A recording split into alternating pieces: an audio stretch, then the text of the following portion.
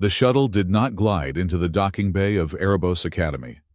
It fell into it, a controlled crash that rattled the teeth of every aspiring cadet, strapped into the acceleration couches. The hydraulic clamps engaged with a sound like a dying god screaming through a ventilation shaft, followed by the hiss of atmospheric equalization that smelled of ozone-burnt lubricant and recycled fear. Stephen unbuckled his harness. His fingers were steady, but the skin across his knuckles was white. He did not rush to the airlock like the others. He watched them, a stampede of bravado and expensive armor scions of planetary governors and scholarship prodigies from the core worlds, all trying to be the first to set foot on the asteroid that killed careers. He reached under his seat and pulled out his bag. It was a canvas duffel, olive drab, and frayed at the seams, a relic that looked like it had been stitched together before faster-than-light travel was a common convenience. It clashed violently, with the sleek nano-weave luggage floating on grav sleds around him. "Move it, Null!" a voice grunted behind him. Stephen stepped aside without looking back, allowing a shoulder made of composite plating to brush past him. He knew the type. He had studied the sociology of aggression for 6 months prior to boarding. Erebos was not a school. It was a pressure cooker designed to distill the galaxy's youth into weapons, and the first rule of a pressure cooker was that the loudest bubbles popped first.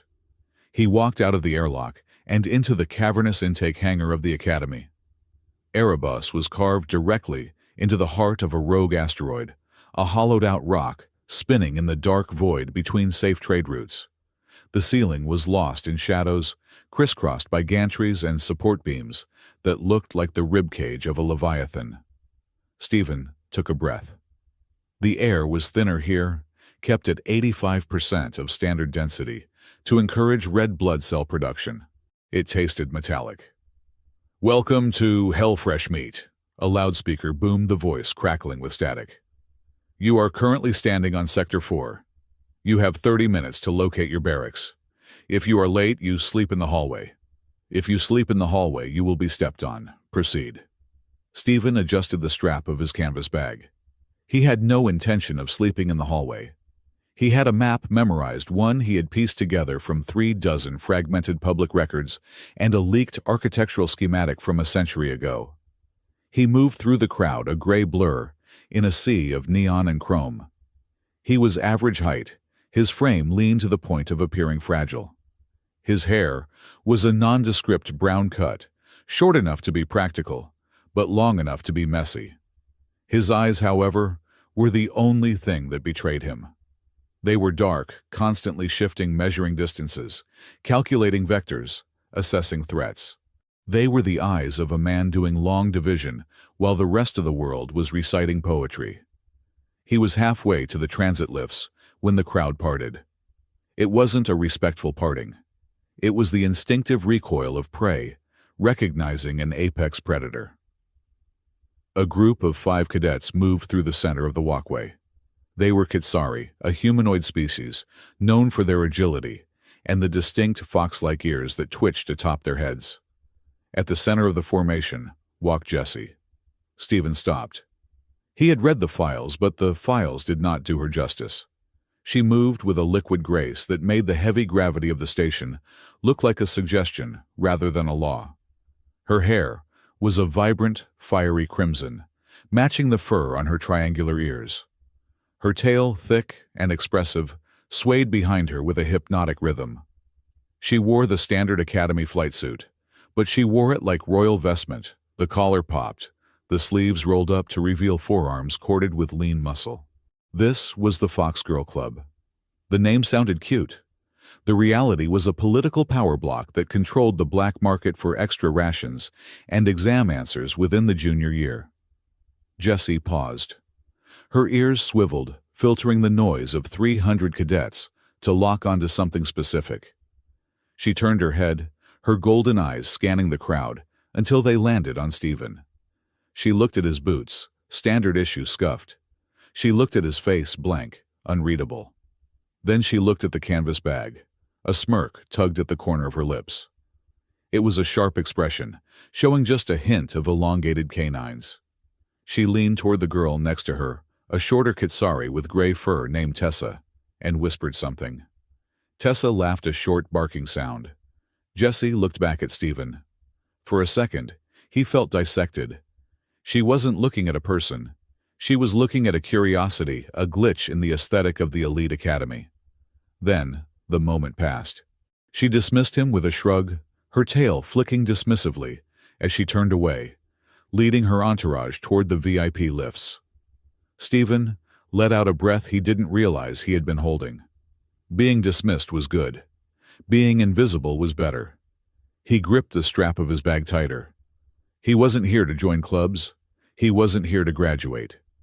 He was here because the asteroid beneath his feet held a secret that had burned his life to ash, and he was going to dig it out, even if he had to tear the station apart with his bare hands to find it. The first practice was scheduled for 0600 hours the next morning. The arena was a technological marvel, a domed amphitheater capable of simulating any environment from a jungle morass to the vacuum of a hull breach. Today, it was a rocky canyon bathed in the harsh, artificial light of a blue dwarf star. Stephen stood in the back row of the formation, checking the seals on his training armor. It was second-hand gear, the servos whining slightly when he moved his left arm. "You look like you're about to vomit," a voice whispered beside him. Stephen glanced sideways. It was his roommate, Juno. Juno was a human with a shock of electric blue hair and a smile that seemed permanently affixed to his face. He was bouncing on the balls of his feet, radiating enough nervous energy to power a small shuttle. "I am fine," Stephen said, his voice flat. "Fine, buddy, you're vibrating," Juno chuckled, checking his own pulse rifle. "Don't worry. I heard Dr. Saren goes easy on the first day. Probably just some target drones. Maybe a light obstacle course. We'll be drinking coffee in the mess hall by 0700. Silence. The command whipped across the canyon floor like a lash. Dr. Saren stood on a raised platform overlooking the cadets. He was a veteran of the border wars, a man who had replaced more of his body with cybernetics than he had kept original flesh. His left eye was a glowing red optic, and his right arm was a heavy-duty mechanical prosthetic that hummed with hydraulic pressure. "You are not here to learn," Saren boomed, his voice amplified by the arena's speakers. "You are here to survive. The universe does not care about your pedigree. It does not care about your bank account. It only cares if you are faster than the thing trying to eat you." Saren raised his mechanical hand. "Simulation sequence Alpha 9. Initiate." The air shimmered. The rocky canyon walls seemed to stretch, growing taller, more oppressive. Holographic cover points materialized, boulders, rusted tank husks, crater ridges. "Objective," Saren announced. "Capture the flag at the northern ridge. Opposition Class 2 combat droids. Begin." The cadets surged forward. It was a chaotic mess of shouting and weapons fire. Stephen hung back, moving methodically from cover to cover. He watched the patterns. The brave ones rushed the center and were immediately pinned down by stun bolts from the ridge. The smart ones flanked.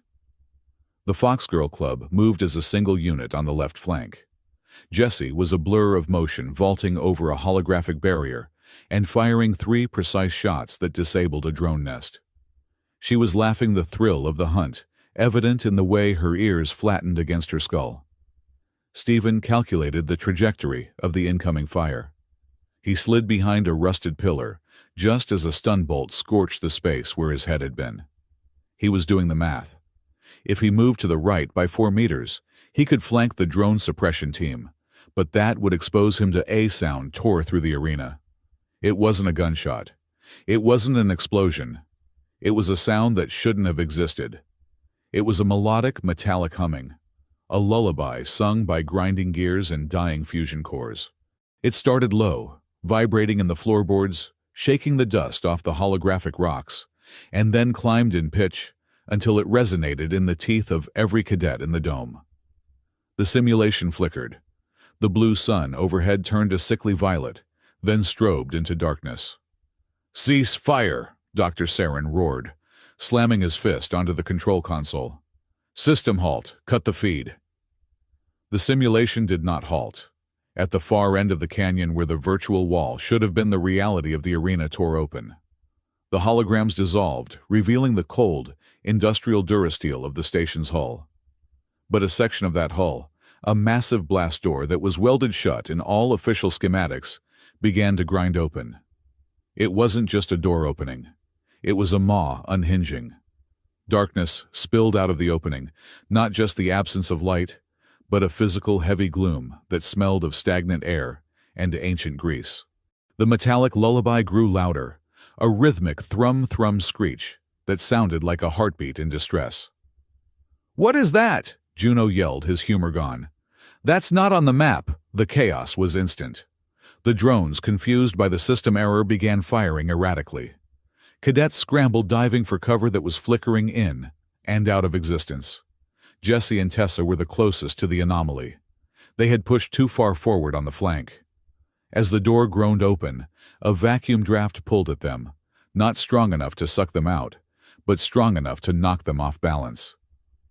"Jesse!" Tessa screamed, grabbing for a handhold, as the floor plates near the door shifted, tilting downward into the darkness. Jessie dug her fingers into a grate, her boots scrabbling for purchase. She looked into the open door. For a second, her bravado shattered. Her eyes went wide, pupils, dilating until the gold was swallowed by black. She heard something in that lullaby, a voice, or the memory of one. Saren. "Shut it down!" she screamed, her voice cracking. "I am trying!" Saren bellowed, his cybernetic eye spinning wildly as he interfaced directly with the command deck.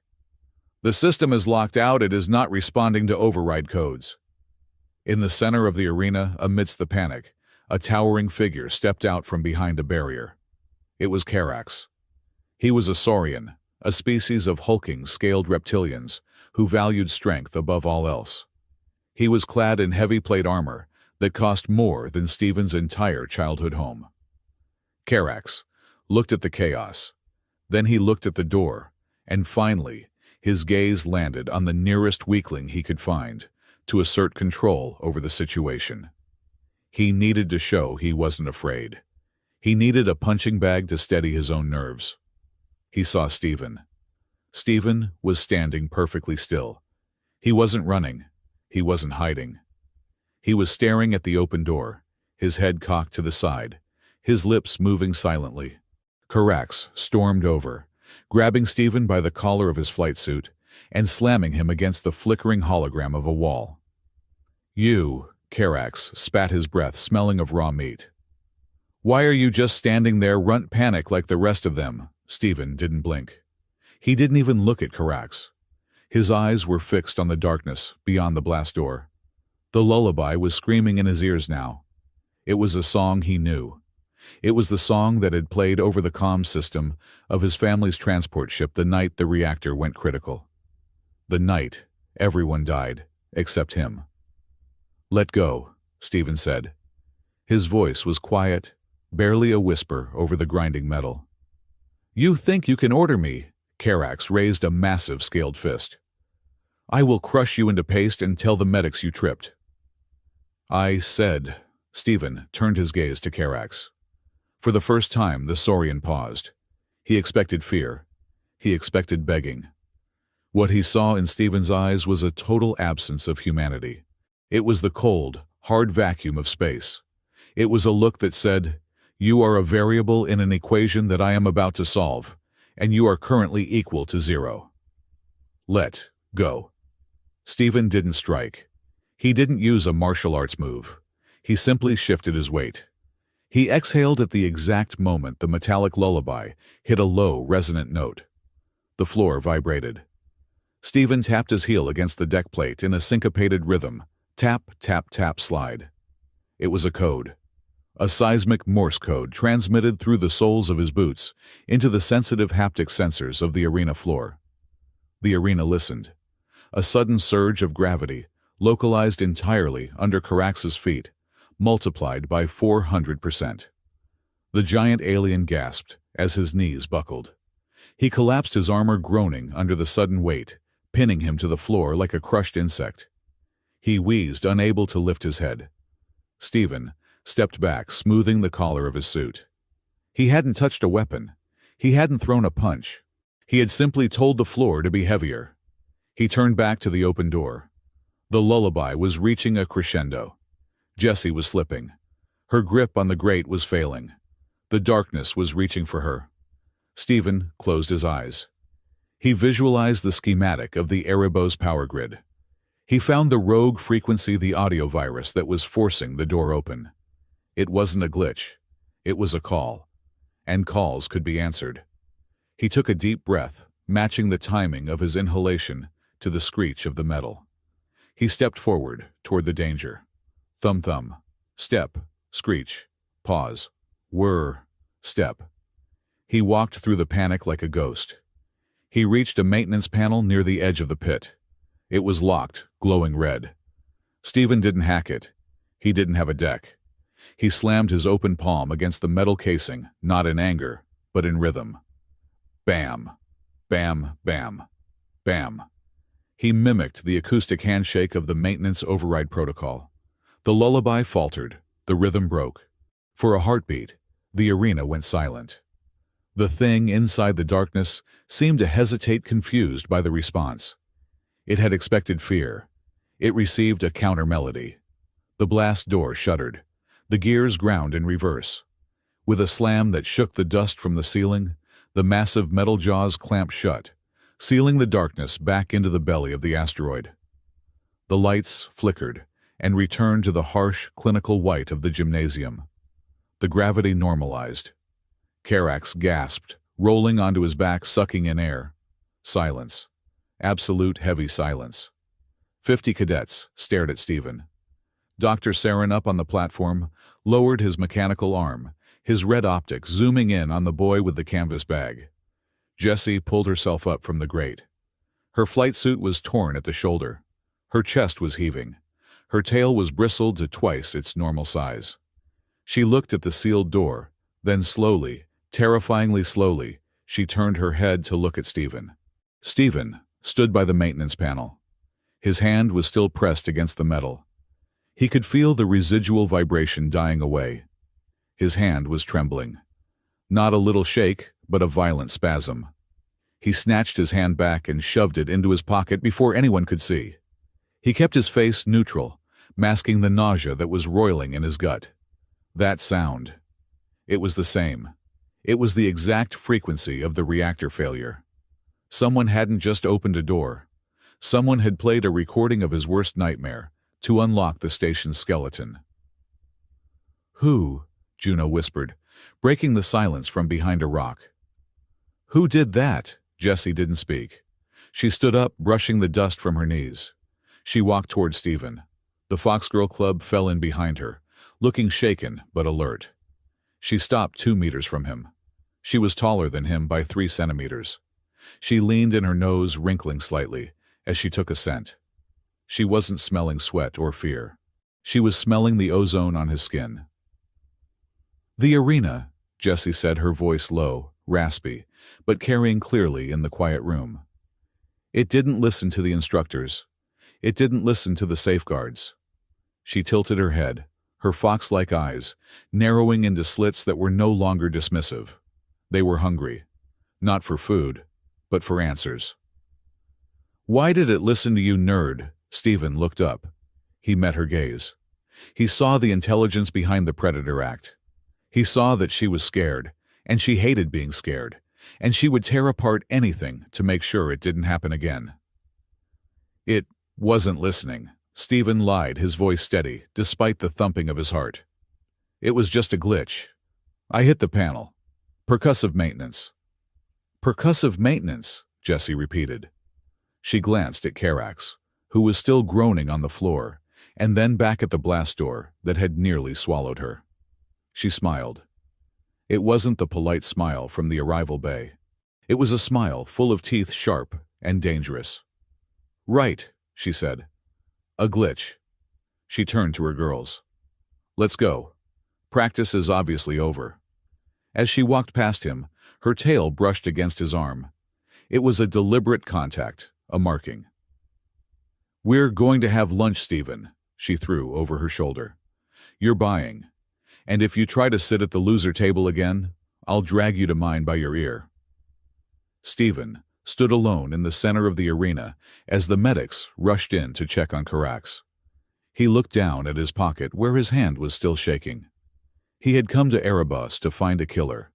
He hadn't expected the building itself to recognize him. He turned to leave, sensing Dr. Saren's red eye burning a hole in his back. The game had changed. He wasn't the invisible observer anymore. He was a player. And on Erebus, players either won or they died, screaming in the dark. Stephen tightened his grip on his pocket.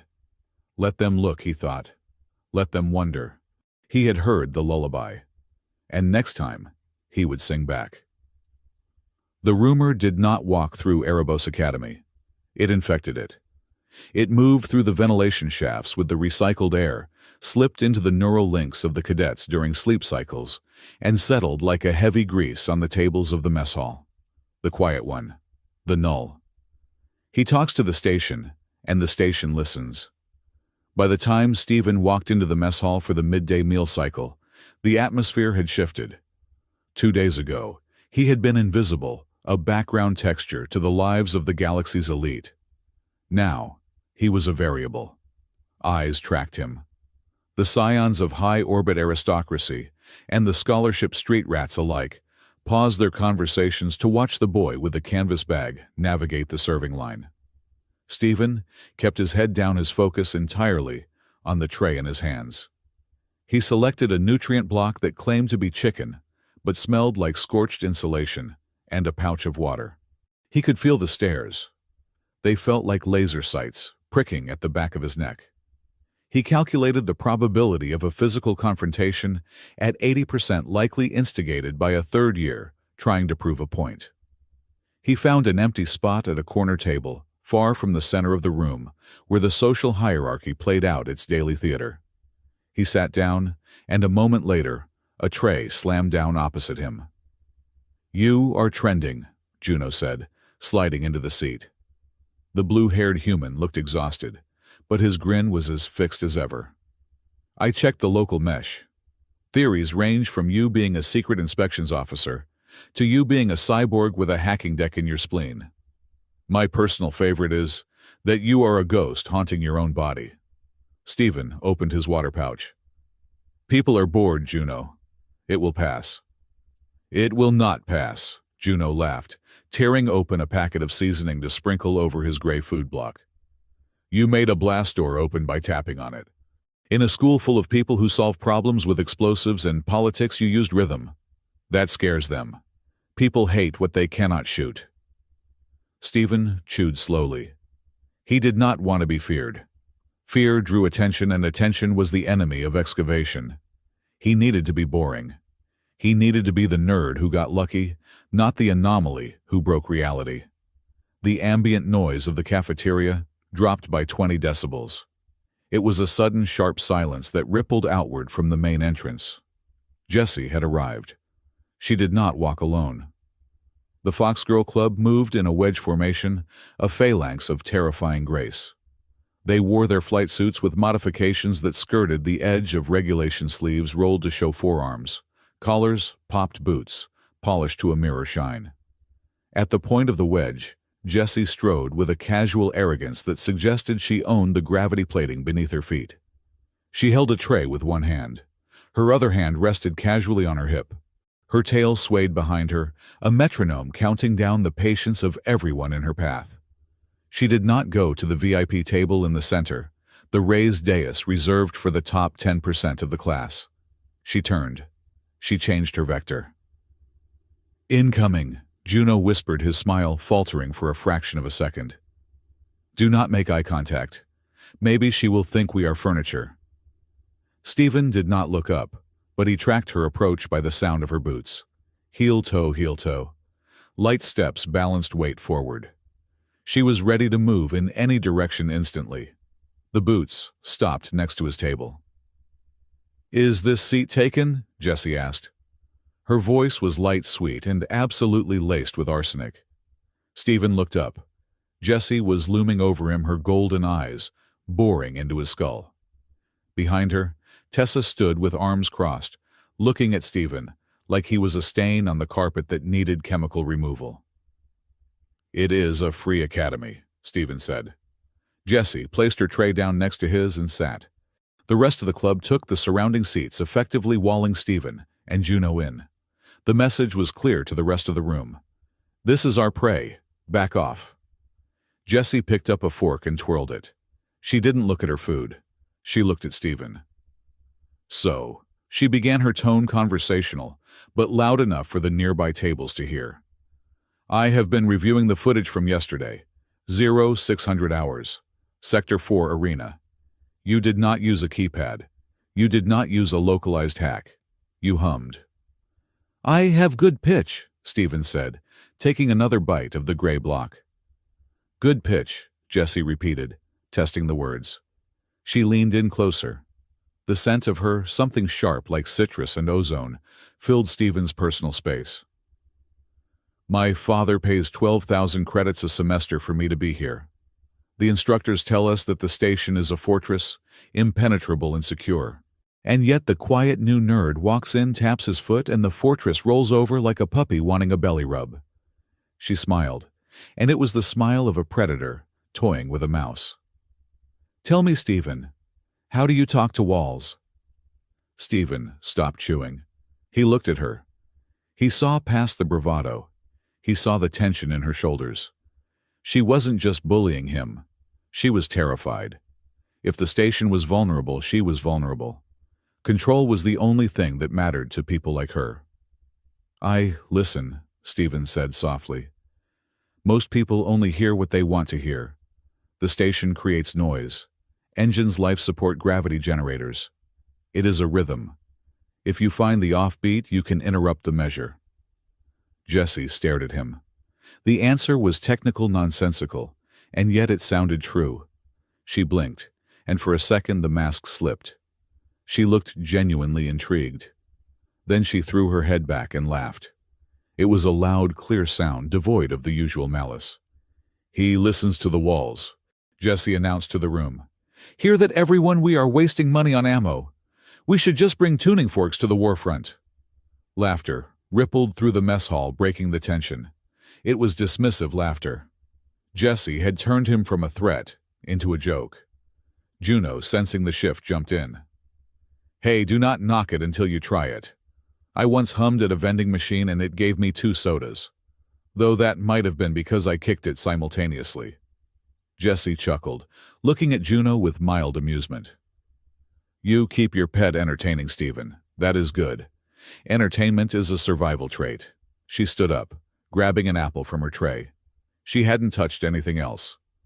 "Listen to me, Stephen," she said, her voice dropping to a whisper that only he could hear. "You saved my life yesterday. I do not like owing debts. But you are also a freak variable. And in Erebos, variables get solved. Watch your back." She took a bite of the apple with a crisp crunch, winked at him, and walked away. The Foxgirl Club rose in unison and followed, leaving a vacuum of silence that was quickly filled by the returning roar of conversation. Stephen let out a long exhale. "She likes you," Juno said, wiping sweat from his forehead. "Or she wants to skin you and wear you as a hat.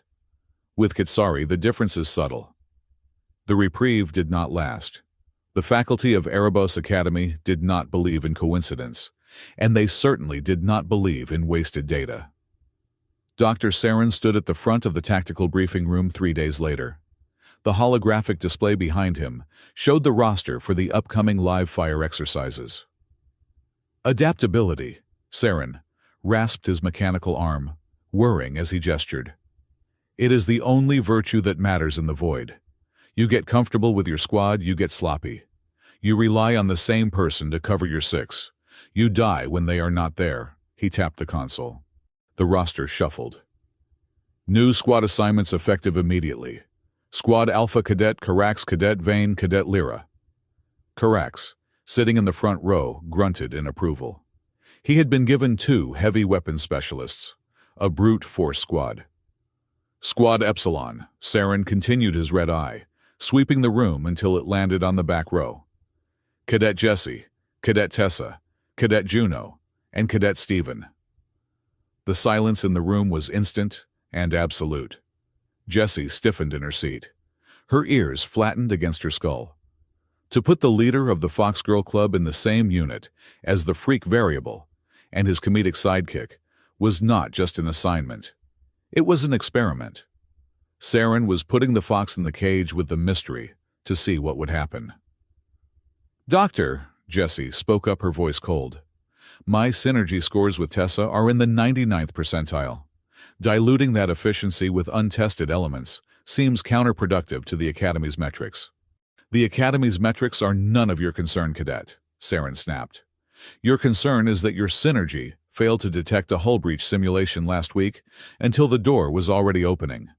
Perhaps the untested element can teach you to pay attention." Saren's mechanical eye focused on Stephen. There was no mockery in it, only a cold, scientific curiosity. He suspected something. He knew Stephen hadn't just hit the panel. He wanted to see it happen again. "Dismissed. Report to Simulation Deck 3 in 1 hour." As the cadets filed out, Carax slammed his shoulder into Stephen as he passed. The Saurian leaned down, his reptilian breath hot on Stephen's face. "You think you are special because you did a magic trick," Carax hissed. "In the field there are no magic doors, only pain. I will be watching you runt. When you fail, I will be there to laugh." Stephen didn't flinch. He adjusted his bag strap. "If you are watching me, Carax, who is watching your target?" Carax snarled, confused by the lack of fear, and stormed off. The practice sessions that followed were brutal. It wasn't just the difficulty curve, it was the anomaly. It started subtly. During a zero-gravity breach simulation on Tuesday, the environmental audio, usually just whined and klaxons, glitched. For 3 seconds, a metallic thrumming sound overlaid the noise. Thumb, screech. Stephen froze. He was floating near the airlock trying to slice a control panel, while Jessie provided cover fire. The sound hit him like a physical blow. It was the lullaby. "Move, Stephen!" Jessie shouted over the comms. "Suppressors are flanking." Stephen shook his head, forcing the memory down. He finished the slice, and the airlock cycled. On Thursday, it happened again. During a jungle survival scenario, the bio-audio of the insects and birds was replaced by the grinding of gears. The temperature in the simulation dropped 10 degrees instantly. The programmed enemy's simple stalking beasts suddenly became coordinated. They moved with a military precision that wasn't in the syllabus. "Something is wrong," Tessa muttered, crouching behind a fallen log. "These patterns are not Class 1 AI. They are hunting us." "It is the system," Stephen said, his voice tight. "It is bleeding through." "What is bleeding through?" Jessie demanded, reloading her pulse rifle. "The ghost in the machine," Juno offered, though his voice lacked its usual humor. Carax, whose squad was running the parallel simulation, took the opportunity to interfere. He accidentally detonated a flash charge near Stephen's position, blinding him just as the beasts attacked. "Oops," Carax's voice laughed over the general channel. "Bad coordinates." Stephen couldn't see. The whiteout was total. He could hear the beast's synthetics with razor claws closing in. He could hear the lullaby singing in the floor louder, now urging the violence on. He didn't panic. He didn't fire blindly. He stood still, listening to the vibration of the footsteps on the simulated terrain. Left, 2 meters, jump. Stephen dropped flat. A claw swiped the air where his neck had been. He rolled, bringing his training pistol up and firing 3 shots into the sound of the breathing. Thud, thud, thud. The beast fell. As his vision cleared, he saw Jessie standing over him, her rifle pointed at the dead simulation beast. She wasn't looking at the kill. She was looking at him. "You were blind," she said. "How did you know the angle?" "Math," Stephen said, standing up and brushing mud from his suit. "Nobody does math that fast," Jessie replied, her eyes narrowing. You are not just a nerd, Stephen. You are a liar. She grabbed his arm, her grip surprisingly strong. They are using you. Malric Saren Karax. They are poking you to see what explodes. And when you explode, you are going to take my squad with you. I will not allow that. What do you propose? Stephen asked, meeting her gaze. A trade, Jesse said. Meet me in the archives at 2200 hours. Come alone, or I will tell everyone you sleep with a teddy bear. The archives were a vast, cylindrical library in the center of the station, filled with physical hard drives and paper books that nobody read anymore. It was quiet, smelling of dust and ozone. Stephen found Jessie sitting on a stack of navigation manuals. She had shed the bravado of the mess hall. Here, in the dim light, she looked tired. Sit, she commanded. Stephen sat on the floor, crossing his legs. Here is the deal, Jessie said, leaning forward. You are socially incompetent. You have a target on your back the size of a moon, and you let people like Karax walk all over you. It is painful to watch. I need my squad to be top tier. I cannot have a weak link. I am not a weak link, Stephen said calmly. You are a weird link, she corrected. So I am going to teach you. I will teach you how to talk so they listen. I will teach you how to smile so they back down. I will give you the protection of the Fox Girl Club. No one touches a Fox associate without losing fingers. And in return, Stephen asked. In return, Jessie's voice dropped. You tell me what is wrong with this station. You tell me why the doors listen to you. And you help me survive the arena. She looked away, her tail wrapping around her legs defensively. I have to graduate top of the class, Stephen. If I do not, my father marries me off to a trade baron in the Outer Rim to secure a shipping lane. I become a trophy. I become property. She looked back at him, her eyes fierce. I will not be property. Stephen looked at her. He saw the desperation she hid behind the sharp teeth and the sharper wit. She was fighting a war just as desperate as his only her enemy was tradition, not a memory. I am looking for something, Stephen admitted. It was the most he had told anyone. There is a flaw in the station's core, a shadow. The lullaby, the sound you hear, it comes from there. The lullaby, Jessie whispered. That is what you call it. It is a signal, Stephen said, and I think it is getting stronger. Okay, Jessie nodded. We have a deal. I teach you people. You teach me the ghost. She held out her hand. Her palm was warm, her nails manicured but sharp. Stephen hesitated, then took it. It was a pact. Two liars agreeing to tell the truth, only to each other. The alliance bore fruit immediately. At lunch the next day, when a third year bumped into Stephen and made a comment about trash needing to be taken out, Stephen didn't look down. He remembered Jessie's lesson: eye contact. Silence. Let them fill the void with their own insecurity. Stephen stared at the upperclassman. He didn't blink. He didn't speak. He just held the gaze for 4 seconds, an eternity in social combat. Whatever, the third year muttered, breaking eye contact and hurrying away. Jessie, watching from her table, gave a subtle nod. Good dog. That night, Stephen put his side of the bargain to work. While Juno snored in the bunk above him, Stephen accessed the terminal he had jury-rigged from scavenged parts. He wasn't hacking the grades or the bank accounts. He was mapping the energy flow of the station. He overlaid the acoustic data from the lullaby onto the architectural schematics. There was a hole.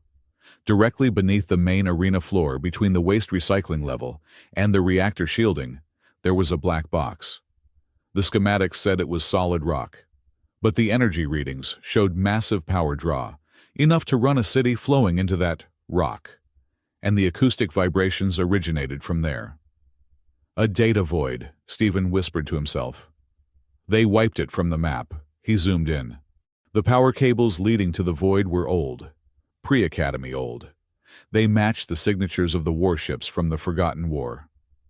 The next day, in the locker room, Tessa cornered Jessie. He is dangerous, Jess, Tessa hissed, checking the corners to make sure they were alone. I watched him in the sim. He moves wrong. Too efficient. And now he is digging into things he shouldn't. He is useful, Jessie said, adjusting her armor. He is an anchor, Tessa argued. If he sinks, he pulls us down. Karax is already looking for an excuse to crush him. Saren is watching him like a lab rat.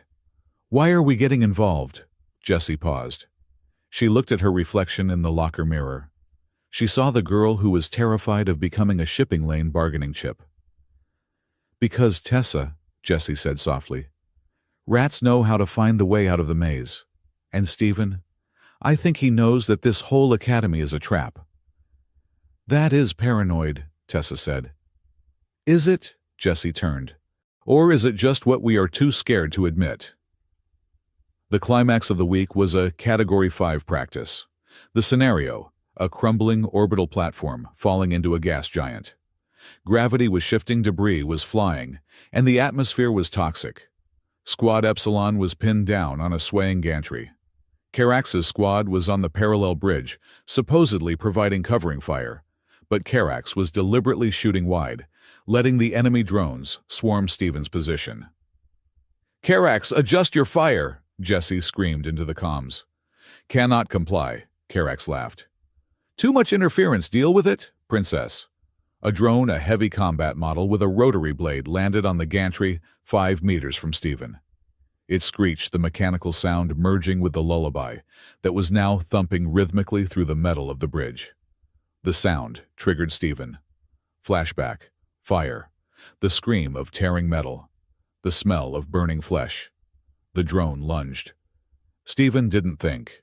The mask of the quiet nerd shattered. He dropped his rifle. It was too slow.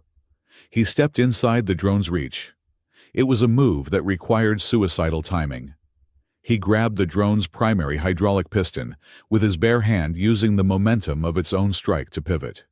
With a torque that shouldn't have been possible for a human of his build, he ripped the hydraulic line free. Fluid sprayed. The drone convulsed. Stephen spun, driving his elbow into the drone's optical sensor, shattering it. He didn't stop. He vaulted over the staggering machine, grabbed its own rotary blade arm, and twisted it until the servo snapped. He kicked the drone off the gantry, sending it plummeting into the simulated gas giant below. It took 3 seconds. He stood there, chest heaving, oil and hydraulic fluid dripping from his flight suit. Silence on the comms. Then he felt eyes on him. He turned. Jessie was staring at him.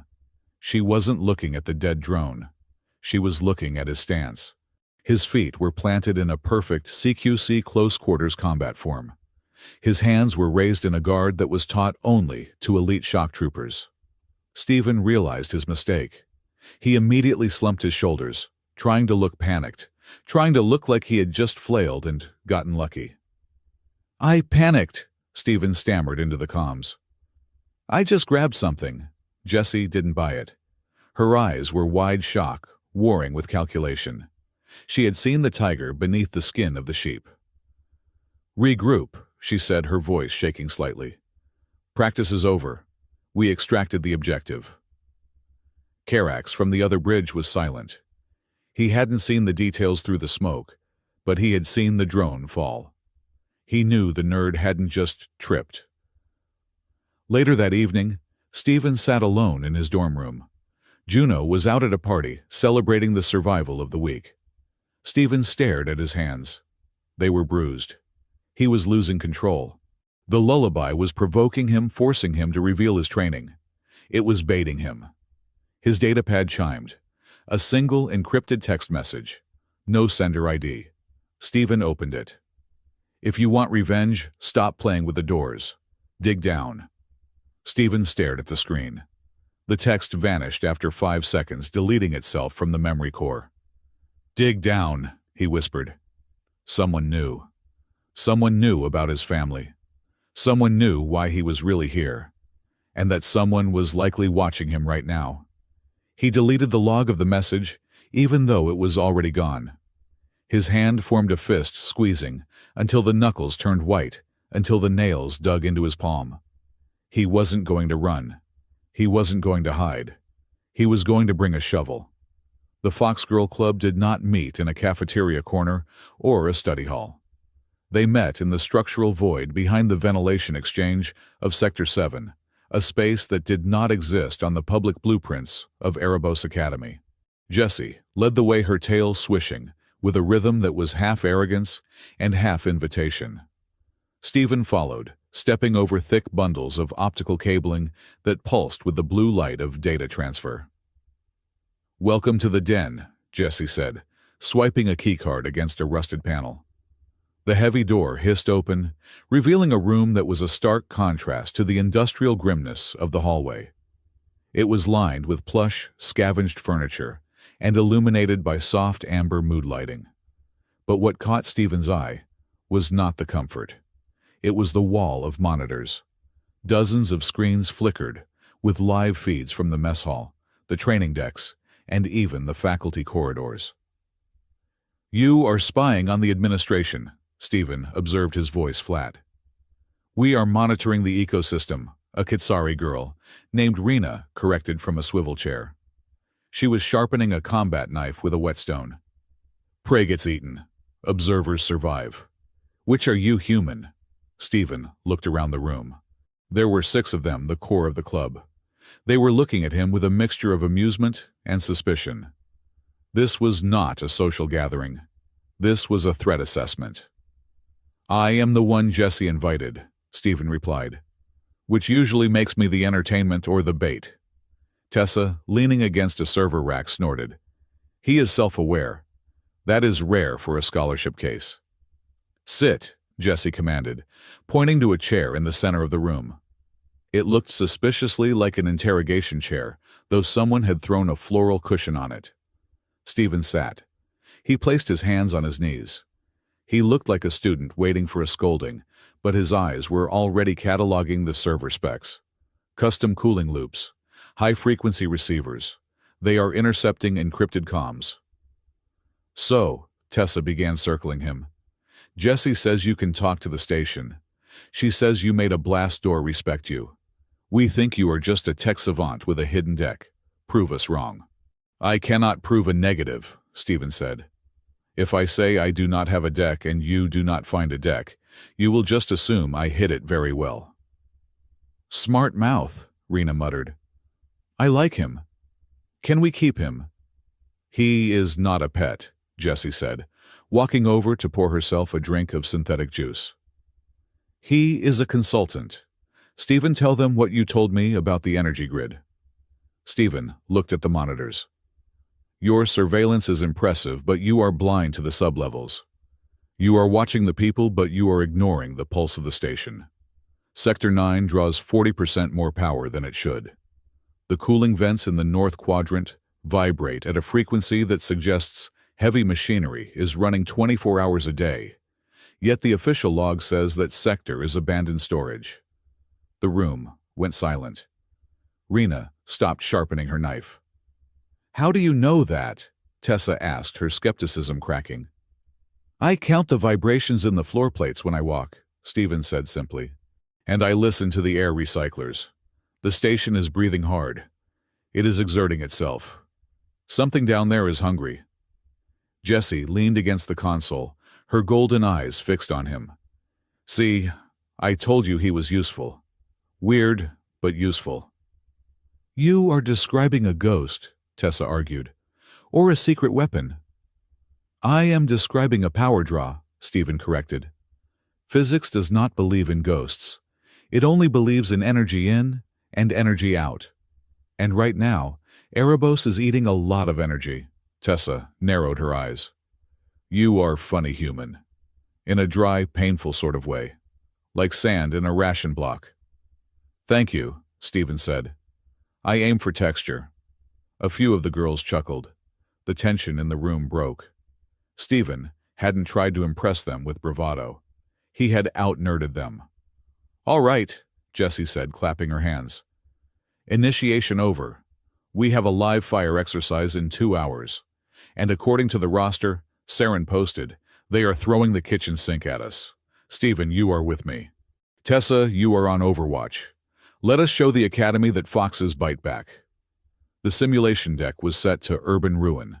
It was a nightmare of twisted rebar crumbling concrete and smoke that smelled of sulfur. The objective was a hostage rescue. 3 civilians, high-end biosynthetic androids, were being held in a fortified bunker at the center of the map. "Squad Epsilon, move out," Dr. Saren's voice boomed over the speakers. Stephen moved in a crouch, his pulse rifle held tight against his shoulder. The environment felt hostile. Not just the simulation, but the air itself. The lullaby, that metallic humming, was faint, barely a whisper on the wind, but it was there. It set his teeth on edge. "Contact front!" Juno yelled from the right flank. Suppression fire erupted from the bunker. Plasma bolts sizzled through the air, melting holes in the concrete barriers. "Carax!" Jessie shouted into her comms. "You are supposed to be drawing fire. Move your heavy unit up." "I am moving." Carax roared back. The Saurian was charging down the center lane, his personal shield flaring blue as it absorbed the incoming fire. "These droids are upgraded. They are using military-grade targeting." Stephen scanned the battlefield. He wasn't shooting. He was watching. The enemy droids were coordinated, yes, but they were protecting something specific. They weren't just guarding the bunker. They were guarding a console next to the hostages. "Jessie," Stephen said, his voice calm amidst the chaos. "The hostages. Look at their necks." Jessie zoomed in with her helmet optics. "What? They are just androids." "No," Stephen said. "Look closer. Those are not simulation collars. Those are Class 4 energy restraints. Real ones." Jessie froze. Class 4 restraints were illegal in training. They delivered a lethal shock if the prisoner moved outside a designated zone. If a cadet made a mistake and triggered the perimeter breach, the hostage wouldn't just deactivate. The collar would detonate. "Saren!" Jessie screamed at the sky. "Pause simulation. Those are live explosives." "Condition red," Saren's voice came back cold and distorted. "The scenario is terrorist negotiation.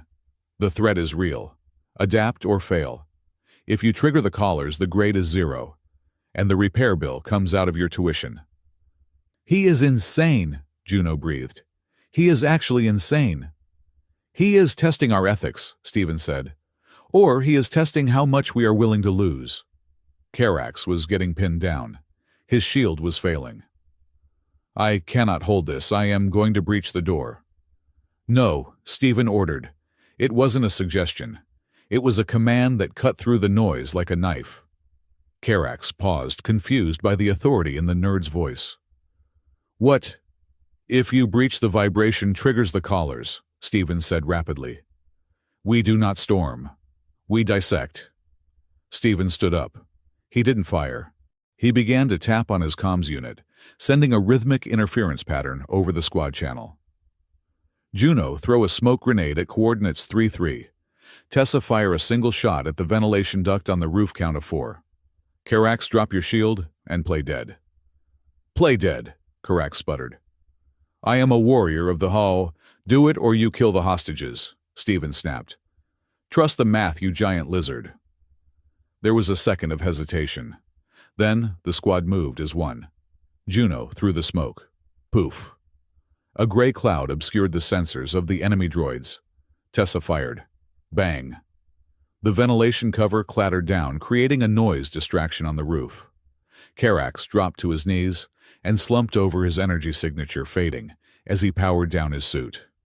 The enemy droids, confused by the sudden drop in aggression and the noise above, shifted their aim toward the roof. "Now," Stephen whispered. "Jessie, the window. 3 seconds." Jessie didn't ask questions. She trusted the rhythm. She sprinted, vaulted off a piece of rubble, and dove through the narrow bunker window.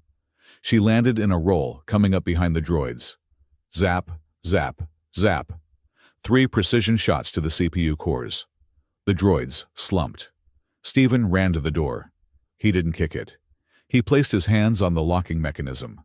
He closed his eyes, feeling the hum of the live collars inside. Thumb, thumb. He keyed the sequence into the door pad, matching the timing of the energy pulses. The door slid open. Inside, The android hostages sat trembling. The collars around their necks were glowing an angry red. "Do not touch them," Stephen warned, as Carax lumbered into the room, looking sheepish. "The field is unstable." Stephen knelt by the nearest android. He pulled a multi-tool from his belt.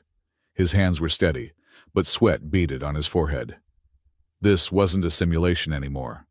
The Academy had put real danger in the room to see who would flinch.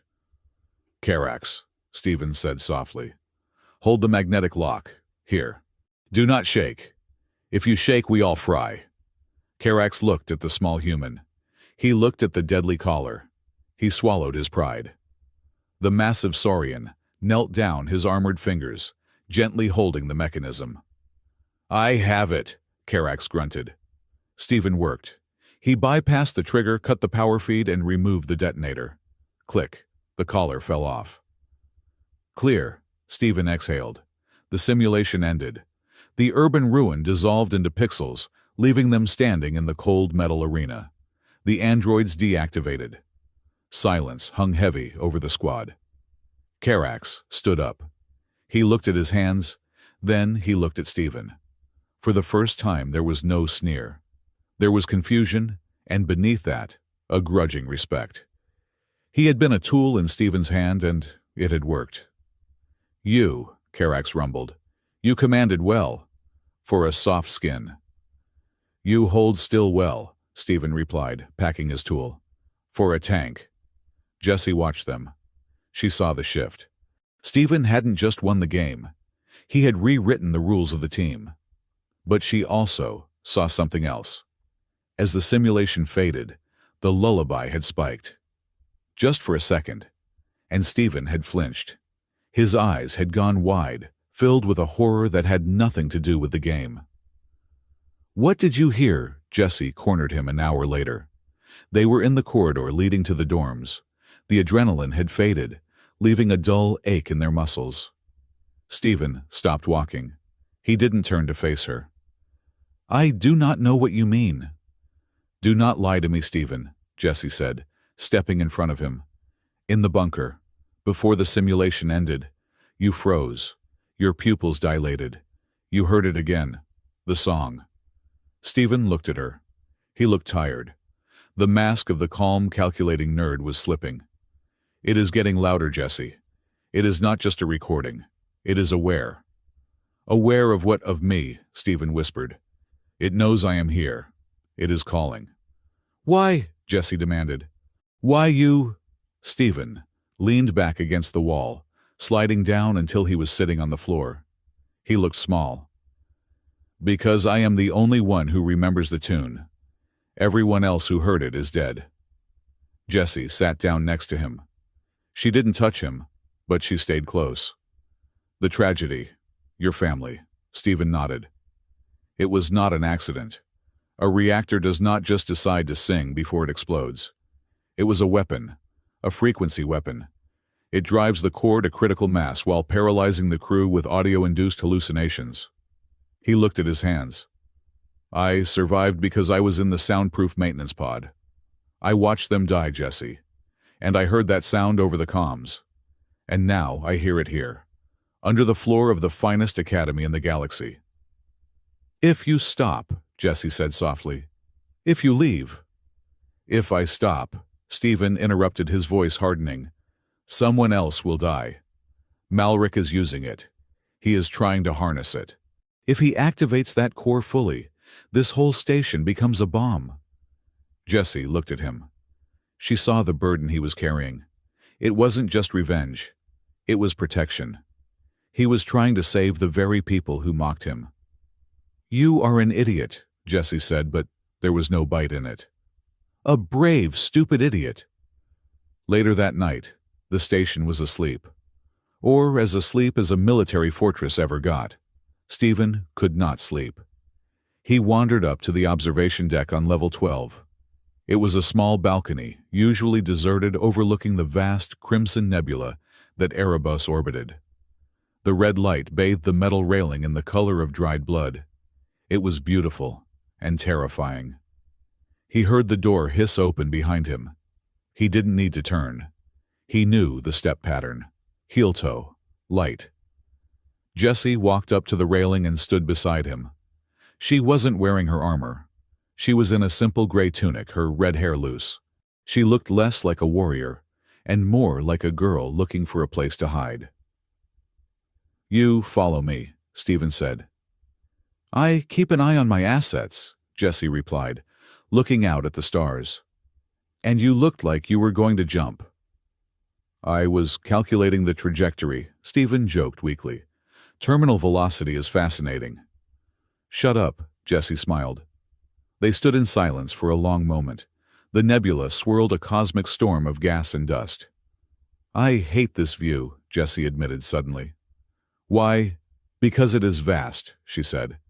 "And it makes me feel small. And I hate feeling small. My whole life I have been the Kitsari girl, the exotic alien, the pretty face with the funny ears. My father parades me around at diplomatic dinners like a prize poodle. Look at her. She speaks 3 languages, she can dance, she will make a fine wife for a governor." She gripped the railing, her knuckles turning white. "I came here to learn how to kill. Not because I like killing, but because people do not try to sell a weapon. They fear it." She turned to Stephen. "But you are different. You are a weapon that is trying to pretend it is a calculator." Stephen looked at her. The red light reflected in her golden eyes. She was raw, honest, and devastatingly beautiful. "I am not a weapon," Stephen said. "I am just a boy who pressed the wrong button once and now I am trying to fix the machine." "You are more than that," Jessie said. She moved closer. The space between them shrank. "You made the squad a team today. You made Karax listen. You made me listen." She reached out her hand, brushing his cheek. Her skin was cool, her touch electric. Stephen's breath hitched. He could smell the citrus scent of her shampoo. "I do not want to be a trophy," Jessie whispered. "You never could be," Stephen said, his voice rough. "You are too sharp. You would cut anyone who tried to put you on a shelf." Jessie laughed, a soft, breathless sound. She leaned in. Her eyes searched his. The lullaby was silent. The station was silent. There was only the beat of his own heart loud in his ears. He leaned in too. The distance closed to millimeters. "So," a voice chirped from the doorway. "Are we kissing or are we discussing tactical maneuvers? Because I have money on kissing, but Rena bet on maneuvers." Stephen and Jessie sprang apart as if electrocuted. Tessa stood in the doorway, eating a bag of nutrient chips, looking completely unrepentant. "You have terrible timing, Tessa," Jessie hissed, her face flushing a deep red that matched her hair. "I have excellent timing," Tessa countered, munching a chip. "Instructor Saren is looking for Stephen, and he looks like he is about to eject someone out of an airlock. I thought you might want to know before you started swapping saliva." The romantic tension shattered, replaced by the cold bucket of reality. "Saren," Stephen straightened up, fixing his collar.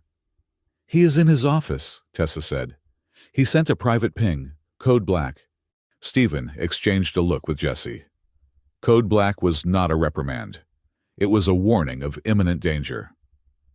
"I have to go," Stephen said. "I will come with you," Jessie started. "No," Stephen said firmly. "If I go alone, it is a student meeting a teacher. If we go together, it is a conspiracy. Stay here. Don't lose your bet with Rena." He walked past them, his heart still racing, but his mind shifting back into gear. The balcony was safe. The office was not. Dr. Saren's office was dark lit, only by the glow of multiple data screens. The old cyborg sat behind his desk, his mechanical arm resting on a stack of data pads. "Sit," Saren grunted. Stephen sat. "You are efficient, Stephen," Saren said, not looking up. "Your squad performance today was exemplary. The Academy likes efficiency." "Thank you, sir." "However," Saren looked up, his red optic spinning. "The Academy does not like curiosity. Rector Malric has flagged your file. He noticed the anomaly with the door. He noticed the energy spike during the simulation." Saren leaned forward. "He thinks you are a saboteur sent by the rival guilds. He has authorized enhanced monitoring on you. Do you know what that means?" "It means I have no privacy," Stephen said. "It means you are prey," Saren corrected. "Malric is not a patient man. If he thinks you are a threat to his project, you will have a training accident, a live grenade, a faulty airlock. It happens every semester." Stephen met the cyborg's gaze. "Why are you telling me this?" Saren sighed, a sound that rattled in his chest. "Because I was a soldier before I was a teacher. I know the difference between a saboteur and a hunter. You are hunting something, boy. And whatever is down there, it scares Malric. That makes me curious." He slid a small data chip across the desk. "Access codes to the maintenance lift in Sector 4, Saren said. "It is off the grid. Malric's monitors do not cover it. If you are going to dig your grave, do it quietly." Stephen took the chip. "Why help me?" "Because," Saren said, turning back to his screens. "I hate that song too. It gives me a headache." Stephen didn't go back to his dorm. He went straight to Sector 4. He stood before the rusted maintenance door, the chip in his hand. This was it, the point of no return. If he went down there, he was breaking every law of the Academy. He was declaring war on Malric. "You move fast for a nerd." Stephen turned. Jessie was standing there. She was wearing a stealth suit, now dark tactical gear that hugged her frame. She had a stun baton strapped to her hip. "I told you to stay," Stephen said. "And I told you that I am not a trophy," Jessie replied, walking up to him. "You are going down into the dark. I hate the dark. But I hate the idea of you dying alone in the dark even more." She grabbed his hand. Her grip was tight, possessive. "We made a deal, Stephen. You help me survive the arena. I help you solve the ghost. I am holding up my end." Stephen looked at her. He realized he couldn't stop her. And more importantly, he realized he didn't want to. "It is going to be dangerous," Stephen warned. "Good," Jessie grinned, her sharp teeth flashing. "I was getting bored." Stephen inserted the chip. The door groaned open, revealing a vertical shaft that dropped into absolute blackness.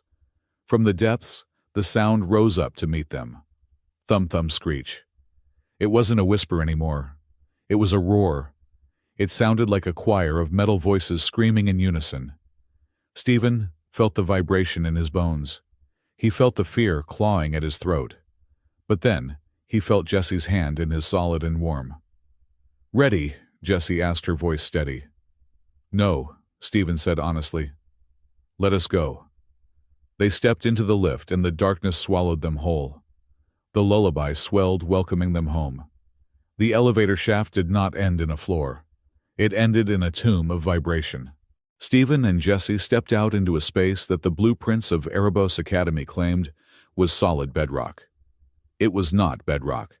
It was a cathedral of machinery, a sprawling subterranean plexus, where thick cables pulsed with bioluminescent fluid, feeding into a central chamber that throbbed like an exposed heart. The air here was hot and smelled of ozone and copper, the scent of a storm trapped in a bottle. And the sound, the lullaby, was no longer a recording. It was a physical pressure against their eardrums, a low-frequency drone that made Stephen's teeth ache. "It is beautiful," Jessie whispered, her hand tightening around her stun baton. "In a sickening way." "It is a parasite," Stephen corrected. He walked toward the central console, his boots clanging softly on the grate. "Look at the feeds. It is not generating power for the station. The station is generating power for it." In the center of the chamber, suspended within a magnetic containment field, was the singing core. It was an artifact of jagged black metal, carved with runes, that seemed to shift when looked at directly. It spun slowly, and with every rotation, the metallic screech, the lullaby, rippled through the air. Stephen jacked his portable deck into the terminal. His fingers flew across the holographic keys. "I am accessing the logs. If Malric is using this thing to influence the simulations, there has to be a record."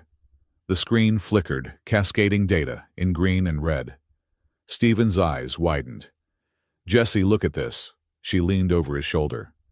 The screen displayed a list of cadet names, dates, and medical statuses. Cadet Vance, Sector 3 accident. Cause system glitch. Status deceased. Cadet Aurea, 0G failure. Cause pilot error. Status comatose transferred. "I remember Vance," Jessie said, her voice shaking. "They told us he unbuckled too early during a breach drill. They said it was his fault." "It was not his fault." Stephen pointed to the energy readings next to Vance's file. "Look at the timestamp. The core surged 3 seconds before the accident. It overloaded his neural link. It fried his brain." Stephen scrolled down. There were dozens of them. Every accident, every unexplained failure in the last 5 years coincided with a test firing of the core. "They are not students," Stephen said, his voice cold, devoid of the fear that had plagued him earlier. "We are lab rats. Malric is feeding our stress responses into this thing. He is trying to teach it how to break human minds." "We have to copy this," Jessie said, reaching for the drive. "We take this to the Board of Governors. We burn this place to the ground." Stephen initiated the transfer. The progress bar crawled. 10%, 20%. "Come on," Stephen urged the machine. 50%. Suddenly the lullaby stopped. The silence that followed was louder than the noise.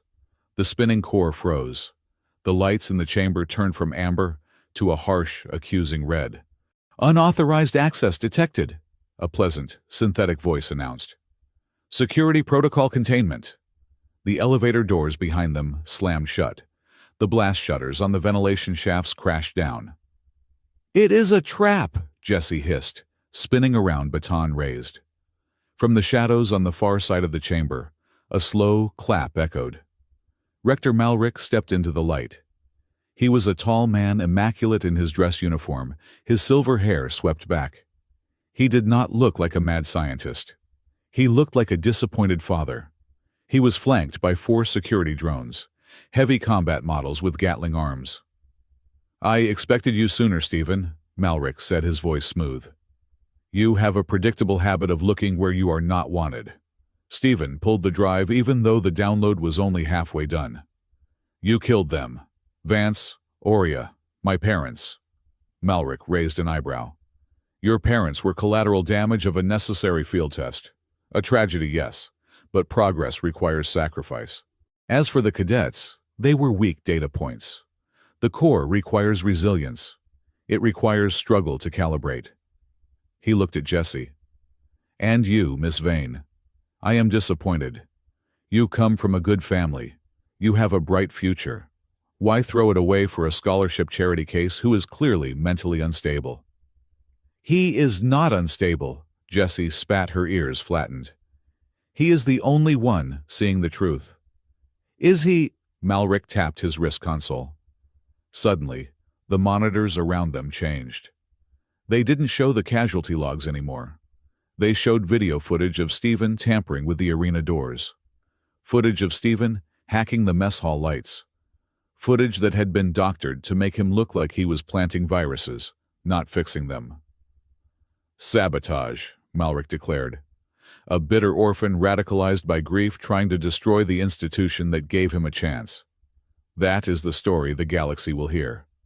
Unless—" He paused, letting the threat hang. "Unless what?" Stephen asked, stepping in front of Jessie. "Unless Miss Vane corrects her mistake," Malric said. "Walk away, Jessie. Return to your dorm. Testify that Stephen forced you down here. Do that and your record remains spotless. Stay, and you are an accomplice to terrorism." Jessie hesitated. She looked at Stephen. She looked at the drones. She calculated the odds. They were 0. "Go," Stephen whispered to her. "No," Jessie said. "Go," Stephen shouted. "If we both go down, no one sees the data. You have to survive." Jessie looked at him, tears welling in her eyes. She understood the play. It wasn't betrayal. It was tactics. But it felt like a knife in the gut. "Smart boy," Malric smiled. "Security escort Miss Vane to her quarters. Take the boy to the holding cells." As the drones separated them, Stephen met Jesse's eyes one last time. "Fight," he mouthed. Jessie turned away, her fists clenched so hard, her nails drew blood from her palms. She walked out, leaving him alone with the monster. The next morning, the academy was a buzz of poisonous whispers. The narrative had been set. Stephen was a saboteur. He had been caught trying to overload the reactor. He was dangerous. Jessie sat in the Fox Girl Club's den, staring at the blank screen. The drive Stephen had given her was encrypted with a rolling cipher. She couldn't open it. Not yet. "You have to distance yourself," Tessa said, pacing the room. "Malric called my father this morning. He asked if I was involved. Jess, this is not a game anymore. If you stand with Stephen, you lose everything. Your rank, your future, the club." "He saved my life," Jessie said, her voice hollow. "And he just destroyed it," Rena added, looking at a datapad. "They are convening a tribunal in 1 hour. Public broadcast. They are going to crucify him." "We are not going," Tessa said firmly. Jessie looked up. Her eyes were dry now and cold. "You are right. We are not going." Tessa sighed in relief. "Good. I knew you were rational." "I am going." Jessie stood up, smoothing her uniform. "Alone. If the Fox Girl Club is too scared to back its own, then maybe I do not need the club." "Jessie," Tessa grabbed her arm. "Do not be stupid. You cannot save him." "Maybe not." Jessie pulled her arm free. "But I can make sure he does not die thinking he is alone." The disciplinary hall was a circular amphitheater designed to make the accused feel small. Stephen stood on a raised platform in the center, his hands bound in magnetic cuffs. He looked tired. He had a bruise on his cheek where the holding cell had been less than gentle. High above the Board of Governors, sat in shadow. Malric stood at the podium, projecting the doctored footage of Stephen sabotaging the arena. "The evidence is irrefutable," Malric's voice boomed. "Cadet Stephen has repeatedly compromised the safety of this institution. He suffers from paranoid delusions regarding the facility's infrastructure. He is a danger to himself and others." Stephen stepped forward to the microphone. "I found bodies," he said. His voice was calm, but it cracked slightly. "There are logs beneath this scree." The microphone cut out. Malric looked down with a pitying smile. "See delusions. He speaks of bodies where there are only maintenance reports." Stephen slammed his hand against the barrier.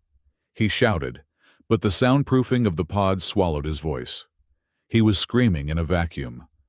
The injustice of it, the sheer crushing weight of the lie lit a fire in his chest. It wasn't the cold calculation of the last few weeks. It was a hot, jagged rage. He wanted to hurt them. He wanted to burn the building down. "If I may," a voice cut through the silence of the hall. Jessie stood up in the audience gallery. She was not sitting in the VIP box. She was standing in the aisle alone. "Cadet Vane," Malric said, his eyes narrowing. "This is not an open forum." "I was a witness," Jessie said, her voice projecting clearly, without a microphone. "Rector Malric claims Stephen is a master hacker who bypassed military-grade encryption to sabotage the core." She paused, looking around at the gathered students. She let a small, incredulous smile play on her lips. "Look at him," Jessie pointed at Stephen. "He wears socks with holes in them. He uses a datapad that is 2 generations old. Last week I saw him get confused by a vending machine. And you want us to believe he outsmarted the entire security grid of Erebos?" A ripple of laughter went through the student body. It was nervous laughter, but it broke Malric's grim atmosphere. "He is not a mastermind," Jessie continued, walking down the steps. "He is a nerd who noticed the lights were flickering. Since when is noticing a problem a crime?" "Sit down, Cadet Vane," Malric snapped, losing his composure for a fraction of a second. "Your loyalty is noted, but your facts are incorrect." He turned back to the board. "In light of the severity of the attempted sabotage, expulsion is too lenient. We need to verify if his clumsiness is an act. I propose a trial by fire, a Class 5 survival simulation, solo. The crowd gasped. Class 5 was for graduation squads. Sending a solo cadet was an execution sentence. Stephen looked at Jessie. She had tried. She had used humor to puncture the fear, but Malric was holding the hammer. I accept, Stephen said, his voice barely audible, but Malric read his lips. Excellent, Malric smiled. Prepare the arena. The scenario will be the Void Walk. The Void Walk was the most feared configuration of the arena. It simulated the surface of a collapsing moon, low-gravity meteor showers, and horrific shifting geography. Stephen stood in the airlock. He had no rifle. Malric had denied him weapons, claiming a saboteur could not be trusted with them. He had only his flight suit and a basic survival knife. The outer doors opened. The landscape was a nightmare of gray dust and black sky. Meteors streaked down like artillery fire, exploding against the rock. Survive for 60 minutes, Malric's voice echoed from the sky. Begin, Stephen ran. He didn't have a plan. He just had the rage, left, jump, slide. He dodged a falling rock that would have crushed a tank. He moved with the instinct he had been hiding, the raw, violent grace of someone who had survived a tragedy once and refused to do it again. But the arena was not just throwing rocks. It was singing. The lullaby started. It wasn't the ambient hum of before. It was a focused beam of sound directed straight at Stephen's neural link. Thump-thump screech. Stephen stumbled. The gray dust of the moon vanished. Suddenly he was back on his father's ship. The alarms were blaring. The smell of burning flesh filled his nose. "Mom," he whispered. A shadow loomed over him. It wasn't a meteor. It was a monster made of jagged metal, and fire a manifestation of the core's power. It raised a claw. Stephen couldn't move. The grief pinned him down. "Let it end," a voice in his head whispered. "It hurts too much to fight." The claw descended. Crash. A figure slammed into the monster from the side, a blur of red hair and kinetic energy. Jessie rolled to her feet, holding a stolen pulse rifle. She fired a burst into the monster's face. "Get up, nerd!" she screamed. "Jessie!" Stephen blinked, the hallucination flickering. "What are you doing? You will be expelled!" "I am already in trouble," she shouted, ducking a swing from the monster. "I figured I might as well earn it." "Cadet Vane," Malric's voice roared. "Remove yourself from the field immediately." "No," another voice grunted. From behind a ridge, a massive shape emerged. Carax. The Saurian was not wearing his helmet. He held a heavy shield in one hand and a warhammer in the other. "The soft skin saved my life," Carax bellowed at the sky. "My honor demands repayment. I do not care about your rules, Malric." Behind Carax, 3 other members of the Foxgirl Club slid down the crater wall. Tessa was there looking terrified, but determined. Juno was there holding a medkit and looking like he wanted to vomit. "This is a mutiny," Malric shouted. "This is a party," Juno yelled back, his voice cracking. "And you were not invited." The monster roared, a sound that merged with a lullaby, and charged. It was chaos. Carax took the brunt of the impact, his shield flaring. Jessie and the foxes provided covering fire.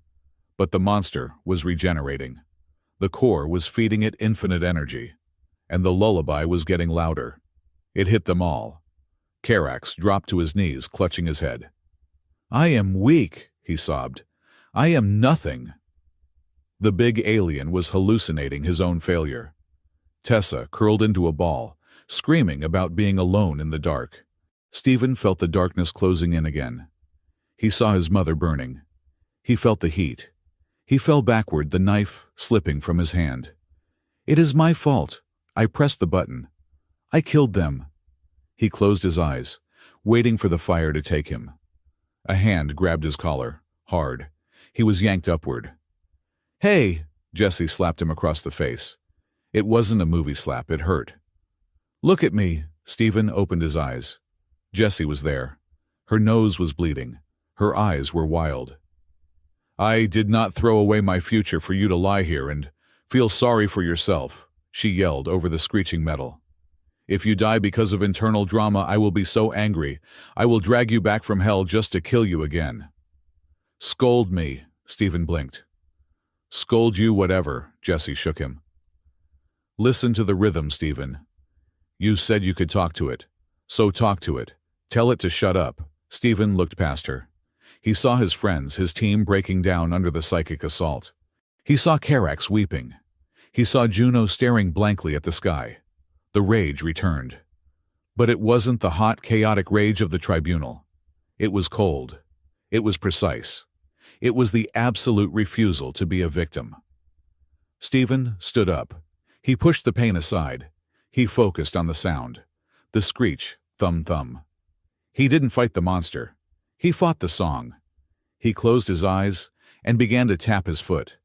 He started a counter-rhythm, a dissonant beat that clashed with the core's frequency. Stamp, stamp, clap. He clapped his hands.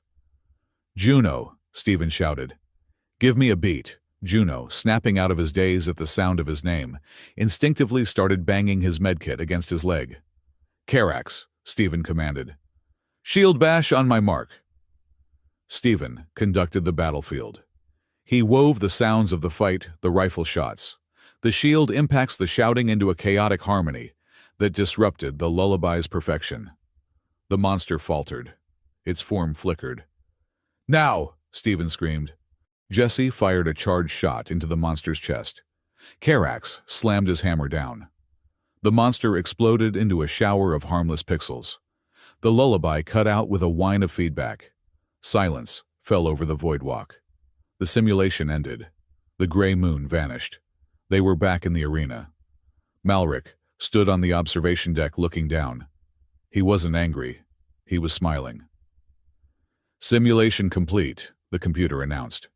Survival rating acceptable. Stephen fell to his knees, gasping for air. Jesse dropped beside him, wrapping an arm around his shoulders to hold him up. We did it, Tessa whispered, wiping tears from her face. Stephen looked up at the observation deck.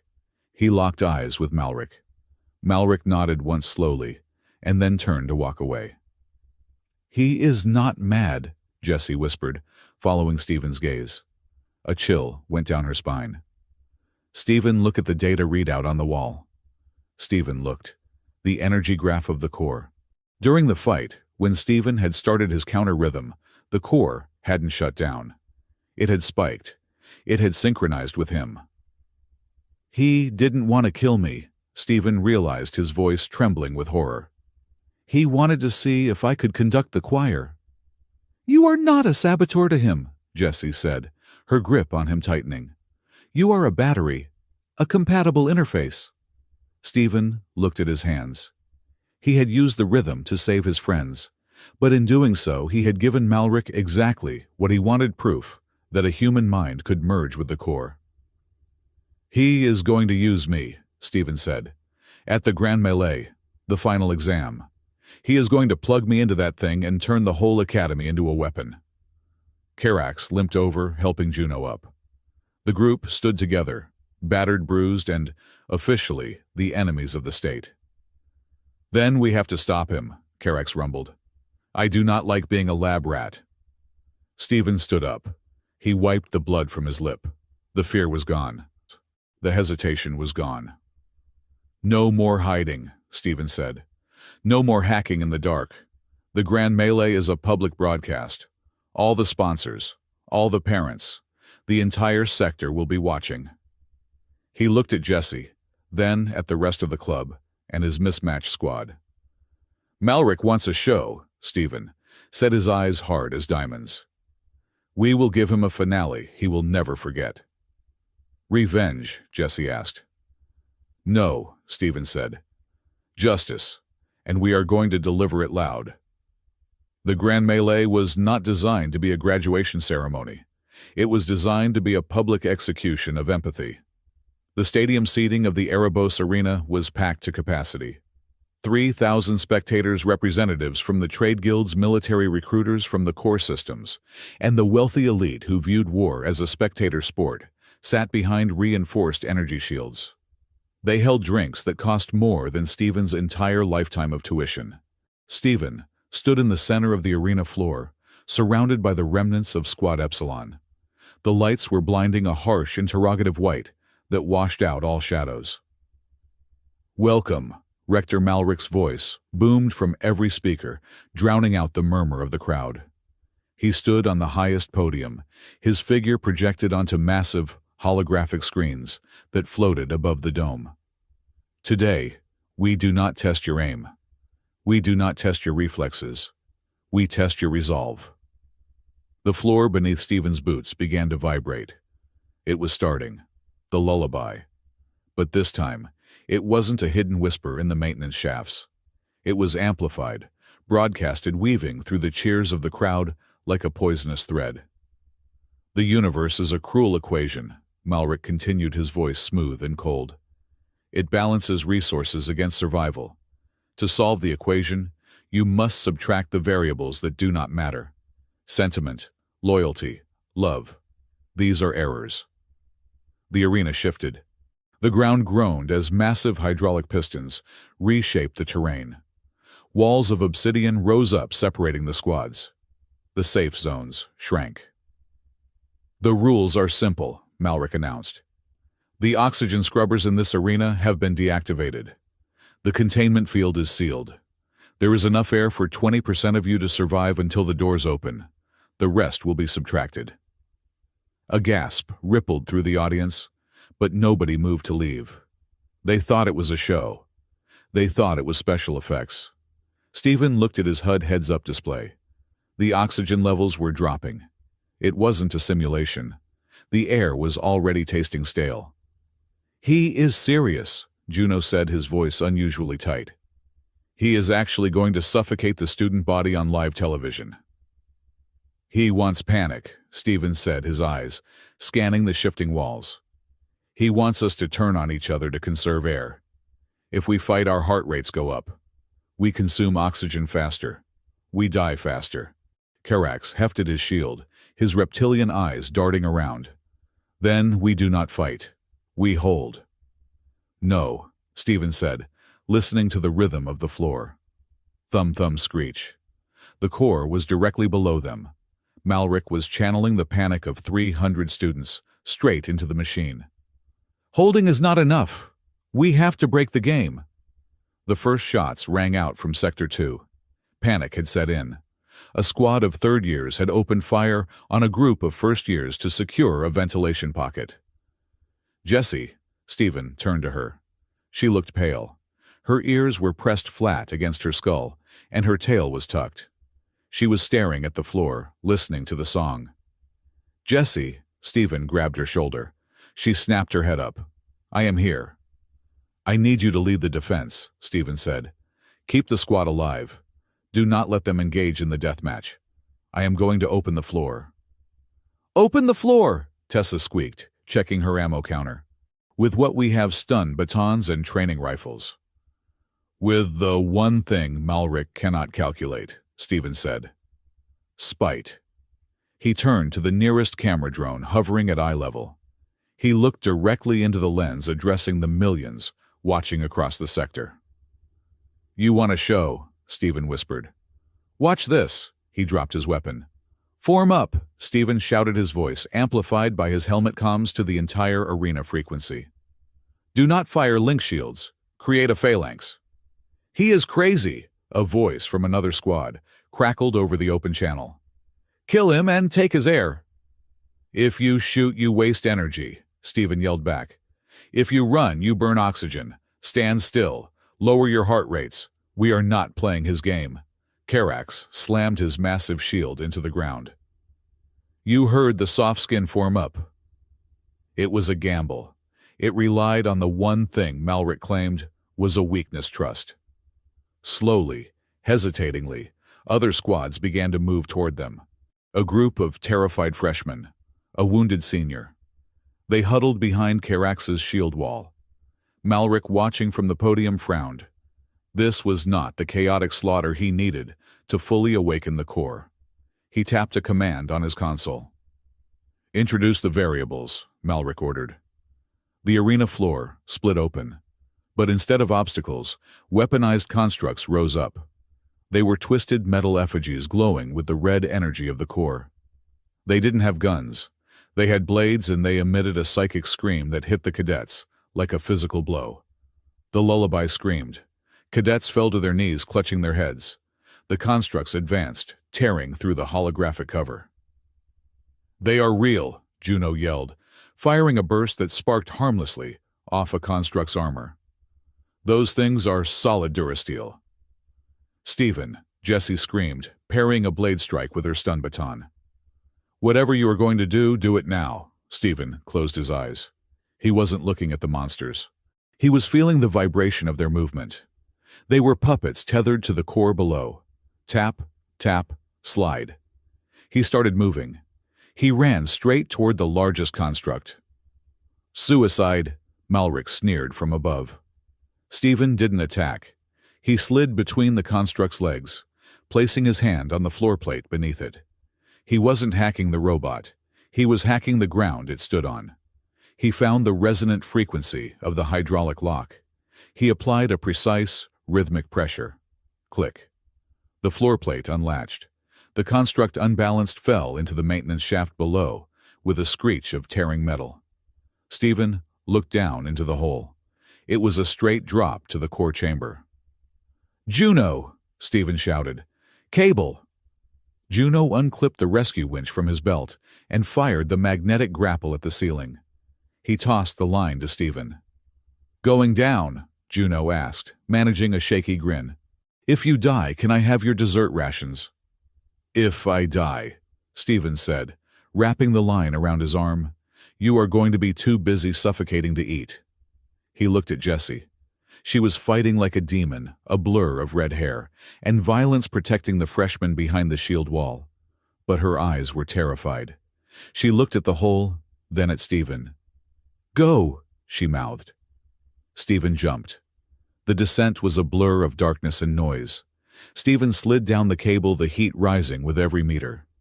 He landed on the familiar grate of the core chamber. It was different now. The chamber was fully lit. The singing core was spinning so fast it was a blur of black metal, and the air was thick with red lightning. "Welcome back, Stephen." The voice didn't come from a speaker. It came from everywhere. Malric stood on the central gantry, protected by a shimmering energy field. But he wasn't alone. He was plugged into the machine. Cables ran from his spine into the console. He looked ecstatic, his eyes glowing with the same red light as the core. "You see it now, do you not?" Malric gestured to the spinning artifact. "It is not just a power source.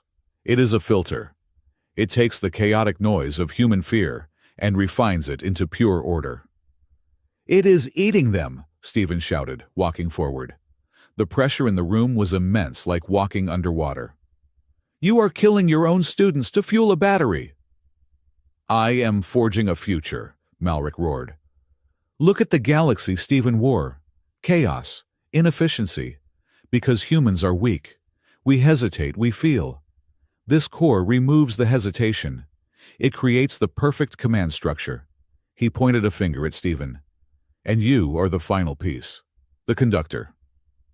"I am here to shut it down," Stephen said, reaching for his belt, where he had stashed a seismic charge he had built from a cafeteria microwave and a mining blasting cap. "Are you?" Malric smiled. "Or are you here for this?" The screen behind Malric flared to life. It showed a video file, grainy old footage. It was the cockpit of a transport ship.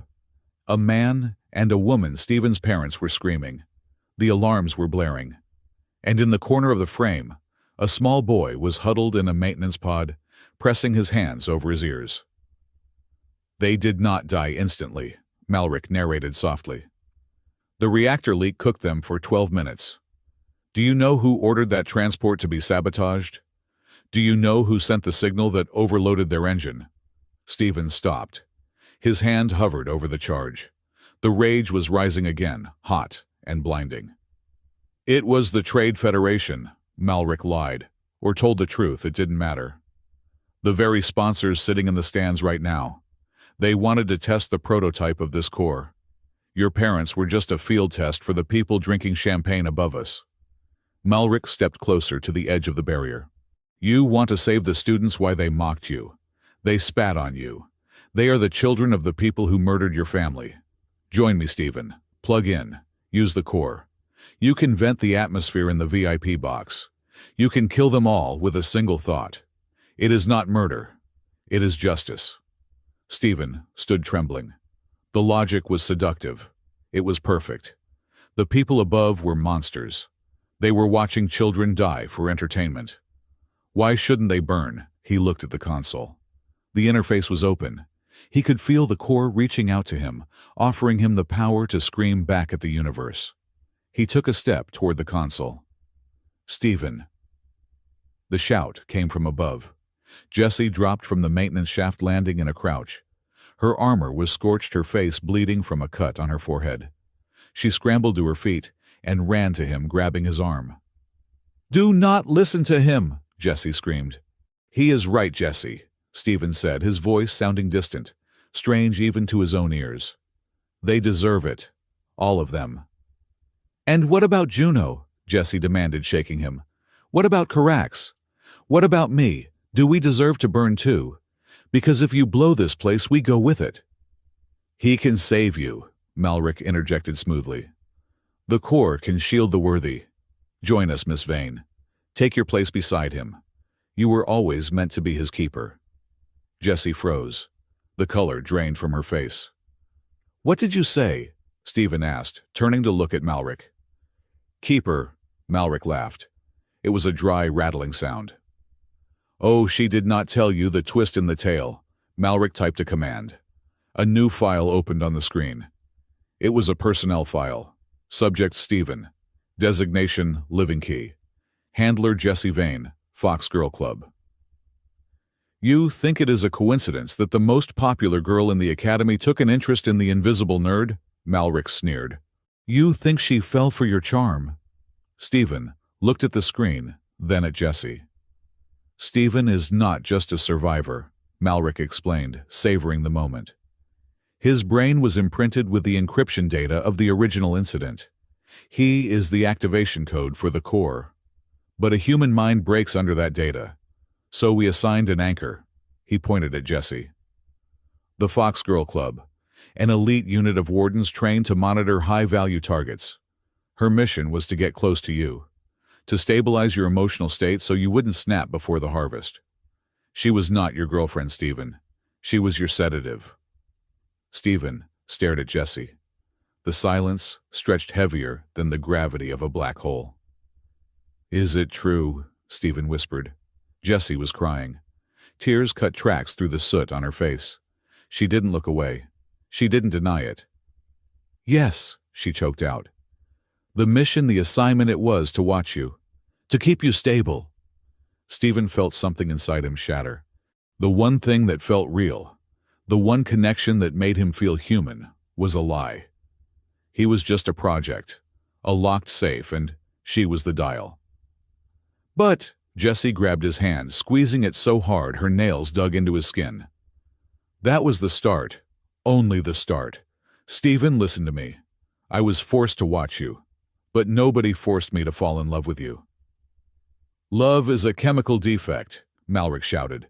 "She is manipulating you. Kill her. Activate the core and wipe the slate clean." "I am not manipulating you," Jessie screamed, stepping between Stephen and Malric. "I am begging you, look at me. Not the mission file me. The girl who hates space. The girl who stood on the balcony with you. If you push that button, you prove him right. You prove we are just weapons. Do you want to be a weapon, Stephen?